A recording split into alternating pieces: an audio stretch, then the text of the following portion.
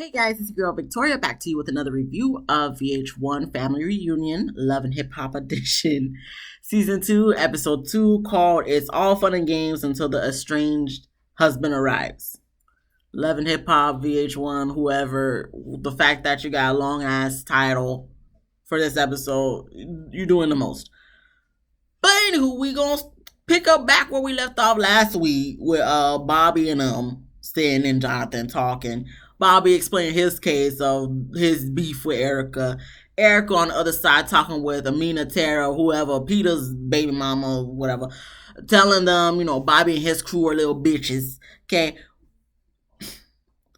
Whatever. We get to the game night. They play Heads Up, Seven Up, some Love and Hip Hop edition per Jonathan. When it really should have been called Who Am I? Because they reenact Bobby, Shakana, somebody else, I don't remember. I mean, cute for what it is. It seemed a little forced in my personal opinion, but I digress. We move on. Bobby talking to pull Erica to the side, like, "Can I talk to you?" So of course she's gonna go ahead and do it because she's like, "What else do I gotta do?" And before we get to them, we go to Tara and Amina walking in the hallway and talking, and they explain, their whole dealings and how they got to where they are today and being cool.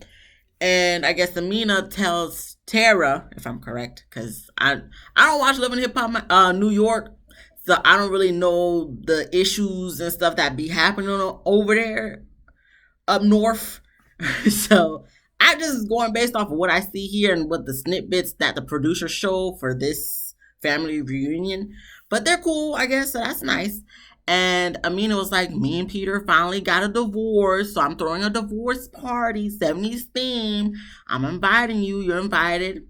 Everyone's invited because it's going to be here." And then Tara's just like, "So I didn't get invited to the wedding, but I'm invited to the divorce party. I accept." So that's cute, cool, cute for what it is. We get to Erica sitting down with Bobby, Jonathan, and Zell.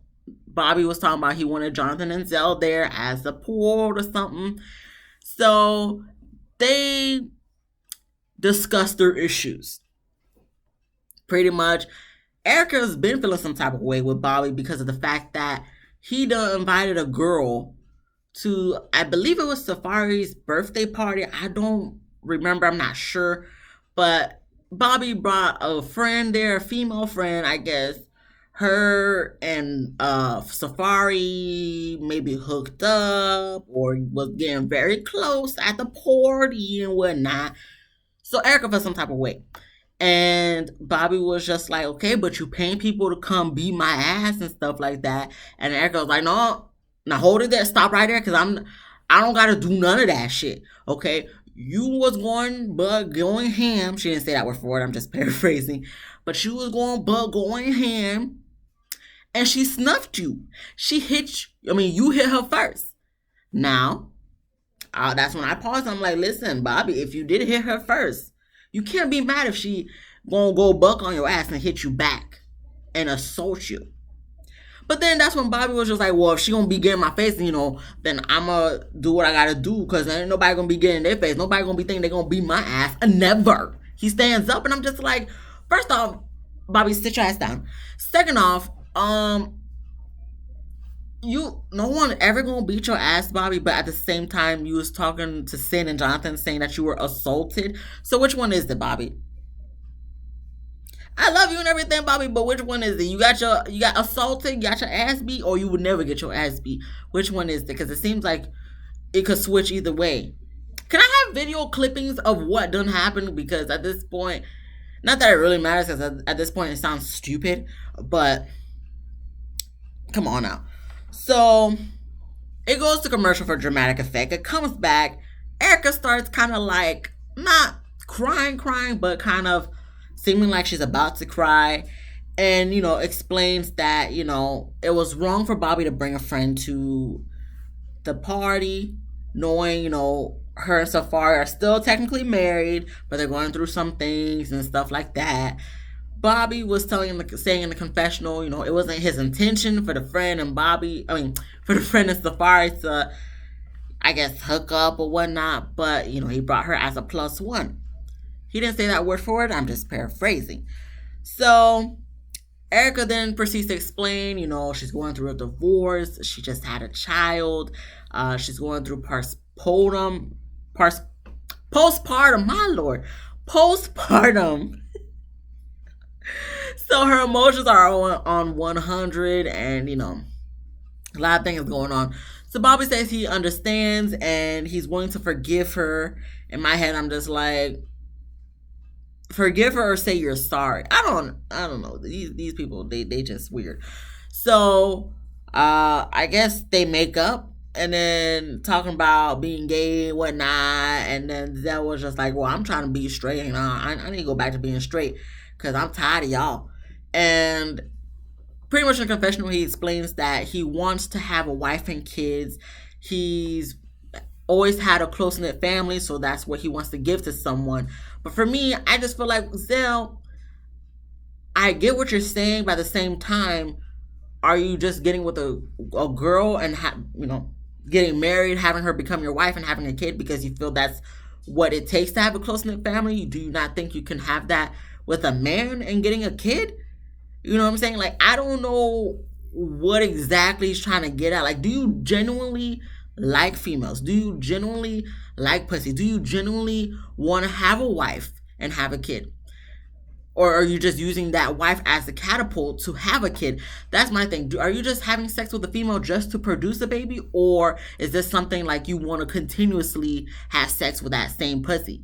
Like, to me, I'm like, I feel like you're just doing this just to create a kid, not necessarily to have a wife, because having a wife is a whole is more than just creating a kid together. So I don't know. I feel like Zell needs to figure out what exactly he wants, and because you can still get that same like, I'm trying to sound, use big words and whatnot, but you can still get the same end result of having a kid, even being with a man. So I don't know what internal battle he's got going on, but you need to figure it out, because later on in this episode, you won't confuse me and Jonathan. So when Erica made the mention, like, oh yeah, you did talk about you do want to have a kid. So then Bobby proceeds to say, ever since I got Lil Nas X pregnant, all these niggas be wanting to get pregnant. I'm just like, Bobby, sit your ass down. Go somewhere. Go the door. But anyway, we move on to little snippets. Joelle and Kimbella talking to their kids. Jonathan shows us the sunrise. Correct me if I'm wrong, but doesn't the sun rise in the east and sets in the west? Is not San Diego, California, the west? Is that not the sunset and not the sunrise? Okay, Jonathan, I might be wrong, but if I'm correct, you're incorrect. But Booby meets up with Sin. They talk and flirt and whatnot, and Booby tells her, he's going to be doing a field day as his activity for the family reunion. So then we get to Yo-Yo, Mimi, Erica, and Brooke. They sitting by the pool. I don't understand why people don't get in the pool. They just sit by the pool. Like, you got braids in your hair, for goodness sakes, people. Get your ass in the pool. I would be in the pool. But anyway, they sit down to talk. Erica talking about her and Safari, of course. And she was feeling some type of way at the fact that when she told him she wanted a divorce, he didn't come running back to her, begging for her to stay with him. He just kind of left and did his own thing. So I guess this is when Yo-Yo and Brooke was just like, Safari's a petty ass nigga, and in his head he probably took it as like, okay, she don't want to be with me. I'm not gonna look like Boo Boo the Clown out in these streets, so I'm just gonna do me. And I can see that. Safari seems like that type of person. That's kind of very accurate from my actual opinions on the guy. So that's not incorrect. But then that's when Brooke proceeds to tell us, here's some tea for you guys. Here, if you want me to get personal, here's some personal stuff. Marcus for sure cheated on me when I was pregnant with Shy. Goes to the commercial for dramatic effect. Comes back and Erica's just looking at her like, no. And she's like, yeah, he did. And then this is when Yo-Yo comes in the confessional, giving us a little monologue of, men and women in relationships, infidelity, and all that stuff. And, people make mistakes, something to that faith. And I'm just like, people make mistakes, but at the same time, like, I ain't staying with you. You cheat on me, that's done. No. Sorry. There's a lot of mistakes people can do. But a mistake like that, and I'm going to stay? Nah, I'm done. Thanks. Because if I know for damn sure you wouldn't stay with me if I were to do the same thing to you, why the hell I would stay with you? No, no, absolutely not. But anyway, that's anyway. Um, Listen. Anywho, Brooke was giving Marcus excuses, but at the same time not giving him excuses, and was just like, we're working through it day by day. Eric was like, I know that must be hard and whatnot. Then Mimi puts in her 2 cents saying, it took a long time for her to get over Stevie, and how, she found out about Jocelyn when she was watching Love and Hip Hop on Monday nights because, she always thought Jocelyn was just his artist. And she's like, I don't know which one's worse, finding out right away on social media like Erica did or on Monday nights like I did. Either way, it's still fucked up. And I'm like, exactly, Mimi. So what are you saying right now? But listen, it wouldn't be me. So we move on to Peter. He bringing Amina coffee. And they talking, sitting down, chit-chatting and whatnot. And Amina was like, how come you didn't go to the game night? He's just like, I didn't want to deal with all that drama. And then Amina, for some reason, decides to tell not Cisco, decides to tell Peter, oh, when I was working out, he was like on the balcony, like dancing, seducing me with his little wine dances and shit. She didn't say that, but I'm just paraphrasing and shit. So of course this gets Peter mad and shit, and he's talking about, oh, I'm gonna need to beat that nigga's ass. Pause. Sorry. So Peter was just like, yeah, I need to beat that nigga's ass and shit. And I mean, it's just like, nothing happened between us, right? But then proceeds to tell us in the confessional, we did make out though. Now, I mean, to me, this whole thing, you seeming a little messy to me because, like, why did Peter need to know that information? Why did Peter need to know that, Cisco is dancing, trying to do a little show for you? If anything, it seems like she likes the attention. She likes the fact that she was getting Peter a little jealous. And she also likes the fact that she's getting some attention from Cisco. And the fact that two men, maybe they were fighting over her, but two men were fighting over her on pay-per-view. Maybe that's, to me, I'm just like, Amina, girl. No. Girl. Why don't you leave both Cisco and Peter ass, find you somebody else? Okay, you ain't bad looking. You look good. Find somebody else, girl. Don't be dealing with these 2/3 members of the creep squad. Like, girl, bye. But anywho, she then proceeds to tell him like she gonna have a divorce party for them, gonna be 70s themed, and I guess Peter liked it. So they get up to walk away, and then I guess since Peter's still feeling some type of way about Cisco, he was like, hey, Cisco, I got your bitch. And then Amina's just like, Peter, stop. Just stop it. She didn't say that like that, but in my head, I'm just like, that's what she was saying. The Cisco comes out, he's just like, he don't even pay them no money. Like, yeah, okay, whatever. But I'm just like, what are we doing here? What is this? So, anywho, the cast, they stand by the patio somewhere outside, courtyard, something. And, waiting for Booby to come out to tell them what the activity of the day is going to be, which we know is field day. So they send down. Rich and Peter decides to come out. Erica making fun of them like, oh, did you guys have a good nap? You guys seem well rested. And I'm just like, hey, listen, Peter nor Rich was denying that they had a good sleep. So they sit down. Rich is asking Erica for a kiss and trying to lean in and shit. I'm like, Rich, sit your ass down. What you got in the red cup? What's that in the red cup? You drinking already? Okay. So, Did anything else happen there? No, not that I can think of. I mean, I have notes, but nothing interesting.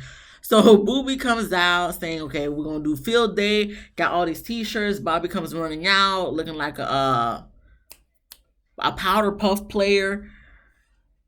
Erica, Mimi, Shikana, and Rich are on the same team, orange team, because they have a blue team, purple team, orange, and yellow team. I can't tell you who was on what team. I just remember orange team, and then for purple team, I think it was Zell, Bobby, Cisco, and somebody else. But I don't remember the fourth person. It really don't even matter. But the girls like Mimi and Erica, they customize their shirts and stuff, putting holes and shit in it. Of course, Erica gonna have her titties hanging out, but in my head, I'm just like, girl, sometimes your titties look good, sometimes it don't look good. To me, my personal opinion. And at the end of the day, it look like your boobs got sunburned. Like this red right here, sunburnt. Her boobs, her titties, this color. Literally this color. So I'm just like, yeah, this don't even look good to me, girl. Like, where was your SPF 100 for this? Because sunburnt with the blue vein lines on, no. Erica, girl, no. But anywho, they all get on the bus. They all happy, excited, whatever, dancing on the pole or whatever. Jonathan saying something in the back of the bus or whatever. But then I guess Zell was feeling some type of way, so he didn't proceed to say, "Oh, y'all acting too gay for me." So then Jonathan got a little triggered and offended. He's just like, no, excuse me, I've been ridiculed all my life and talked about for being too gay. So no, I'm proud to be gay. I'm a proud gay man. So how would you feel if I were to say like you're too black for me?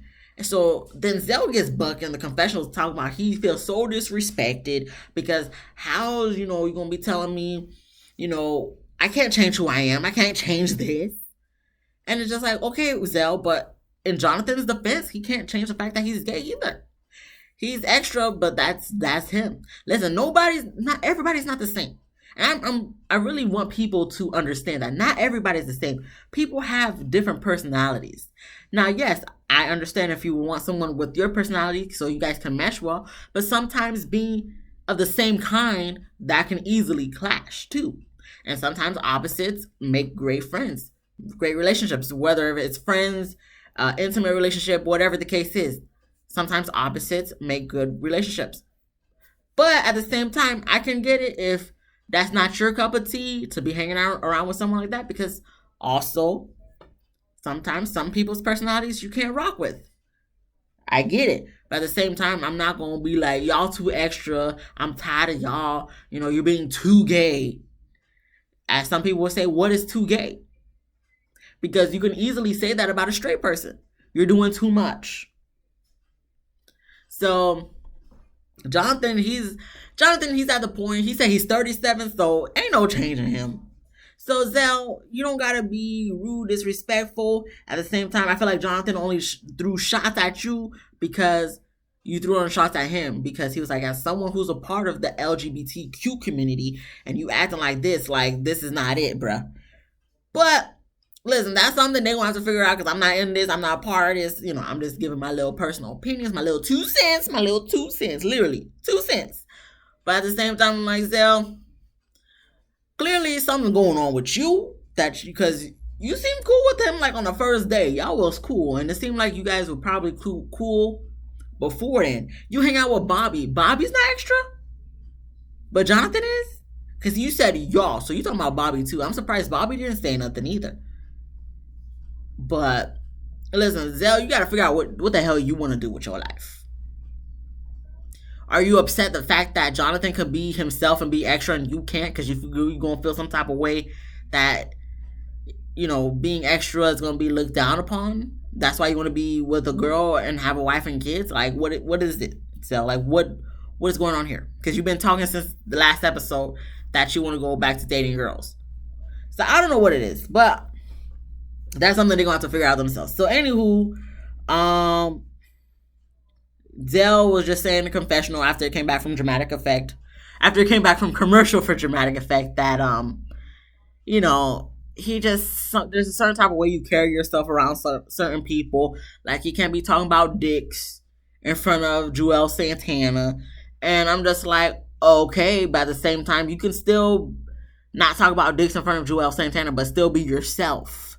I don't feel like Jonathan talks about dicks in front of anybody just to talk about dicks in front of anybody. I feel like, especially like, let's say if he was going to a business meeting, he gonna be talking about dicks and wieners and buns and all that shit. He gonna conduct himself professionally. But at the same time, if he's chilling with his friends and relaxed and you know, why can't he talk about dicks just like men talk about pussy? Listen, if Joel felt uncomfortable, he could get his ass up and leave. Just, Zell, if you feel uncomfortable, why don't you get up and leave? Why don't you should roll with Cisco to the beach, because Cisco was not on the bus, so I thought he was sitting another one out, because I was about to be like, Cisco, if you're not gonna be participating, why are you here, bro? But he did show up to the beach, I guess, in a separate ride or whatever. So Zell, you could have hopped your ass with Cisco, and y'all could have rode the miserable bus to the damn beach, whatever. But anywho, um,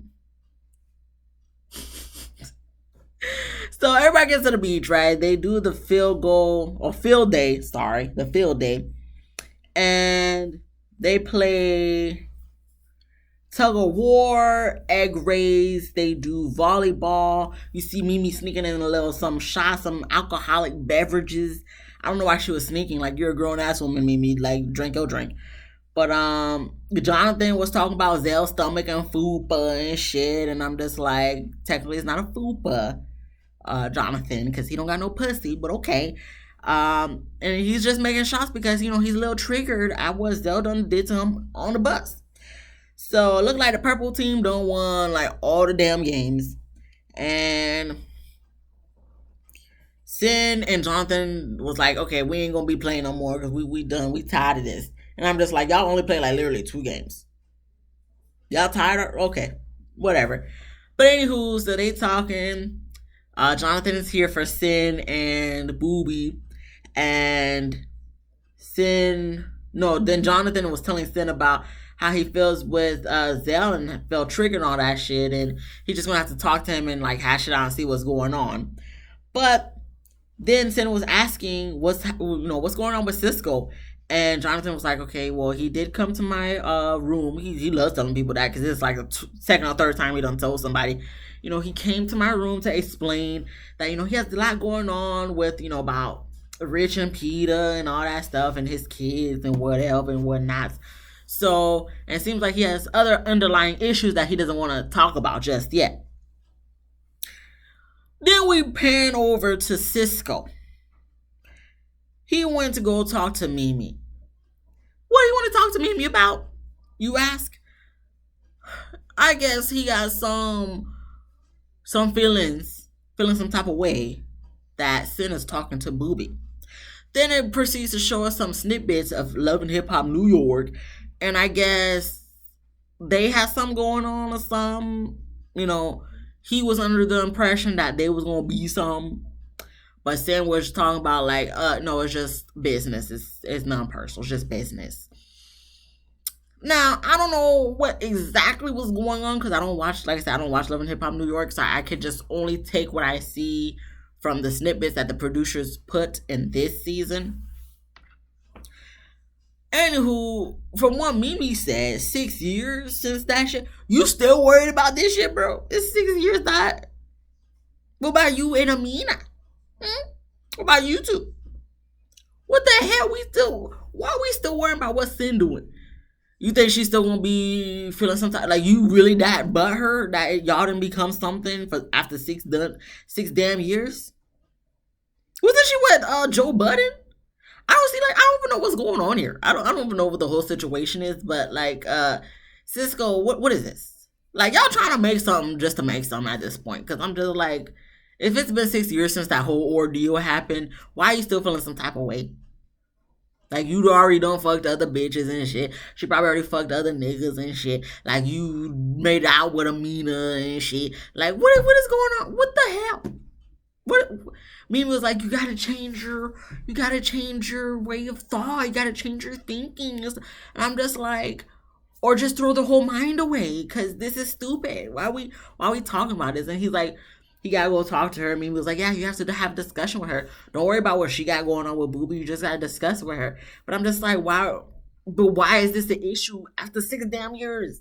Like, yo, you guys didn't even become a thing. Like, it's one thing if you guys became a thing and like you're still legally married or something like that. But like, you guys didn't even become anything from what I'm taking from what was said just now when you talk with Mimi. So why are you feeling some type of way? Are you just feeling some type of way because you don't got nobody for yourself on this trip? Because, you know, Brooke got Marcus. Technically, Safari got Erica. Technically, Mimi got Stevie. You know, like, you not really a couple with anybody here. Is that what it is? I don't understand.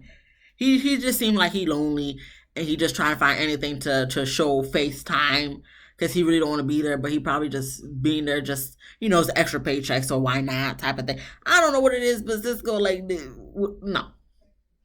I'm not going, no.